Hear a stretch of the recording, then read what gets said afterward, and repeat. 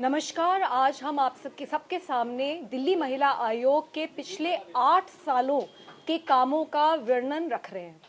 हम एक रिपोर्ट भी रिलीज करेंगे जिसमें हम आपको बताएंगे कि कैसे दिल्ली महिला आयोग ने पिछले 8 सालों में 1,70,000 से ज्यादा कंप्लेंट्स के ऊपर कार्यवाही करी है। 500 से ज्यादा रिकमेंडेशन सुझाव हमने दिल्ली पुलिस, दिल्ली सरकार और केंद्र सरकार को पिछले 8 सालों में दिए हैं। 60,000 से ज्यादा सेक्सुअल असॉल्ट सर्वाइवर्स की काउंसलिंग करी है दिल्ली महिला आयोग ने और 2 लाख हियरिंग्स में, कोर्ट हियरिंग्स में उनको हमारी लॉयर्स ने मदद करी है। 8,000 से ज्यादा विक्टिम कॉम्पनसेशन एप्लीकेशंस दिल्ली महिला आयोग के लॉयर्स ने अलग अलग सेक्सुअल असॉल्ट सर्वाइवर्स के लिए पिछले 8 सालों में मूव करी हैं कोर्ट्स के अंदर। 30,000 एफआईआर सेक्सुअल असॉल्ट और सेक्सुअल हैरेसमेंट के ऊपर दिल्ली महिला आयोग के द्वारा करवाई गई हैं दिल्ली पुलिस द्वारा। 41 लाख कॉल्स दिल्ली महिला आयोग की 181 हेल्पलाइन में रिसीव हुए हैं। हमने अटेंड करी हैं ये कॉल्स पिछले 8 सालों में।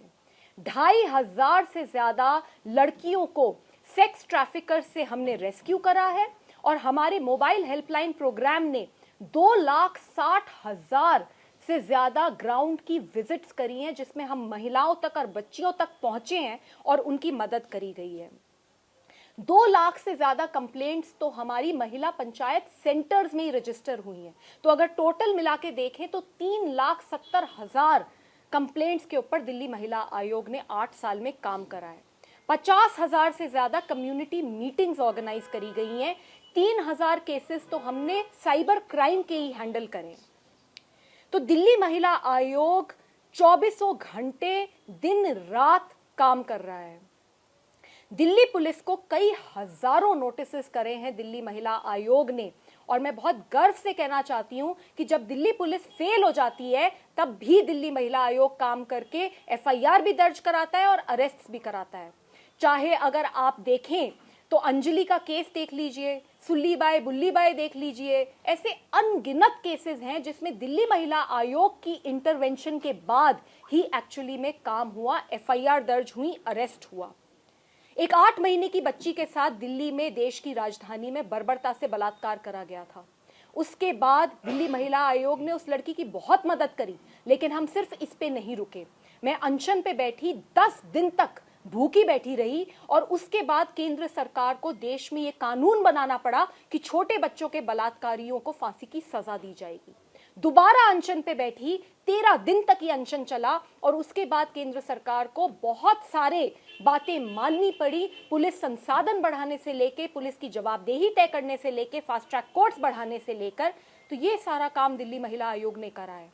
मणिपुर की लड़कियां हो चाहे उन्नाव की लड़की हो, देश में जब जब कहीं पे रेप हुआ, कहीं पे ज्यादती हुई महिलाओं के साथ, दिल्ली महिला आयोग उन लड़कियों के साथ खड़ा रहा। मणिपुर गए, अकेले गए, बिना किसी सिक्योरिटी के गए और उन लड़कियों तक पहुंचे जिनके पास वहां मणिपुर का तो छोड़ दीजिए, केंद्र का भी कोई भी सरकारी ऑफिसर या नेता नहीं पहुंचा था। जीबी रोड हो चाहे स्पा हो, जहां जहां सेक्स ट्रैफिकिंग के केसेस आए, दिल्ली महिला आयोग वहां अंदर घुसकर लड़कियों को रेस्क्यू कर आया और ये बहुत बड़े माफिया के साथ डायरेक्ट टक्कर ली।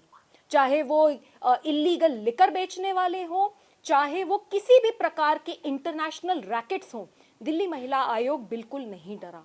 तो हम डरे नहीं, हम रुके नहीं और हम झुके नहीं। और आज इसीलिए दिल्ली महिला आयोग का नाम सिर्फ दिल्ली में नहीं, सिर्फ देश में नहीं, पूरे विश्व में स्थापित हुआ है।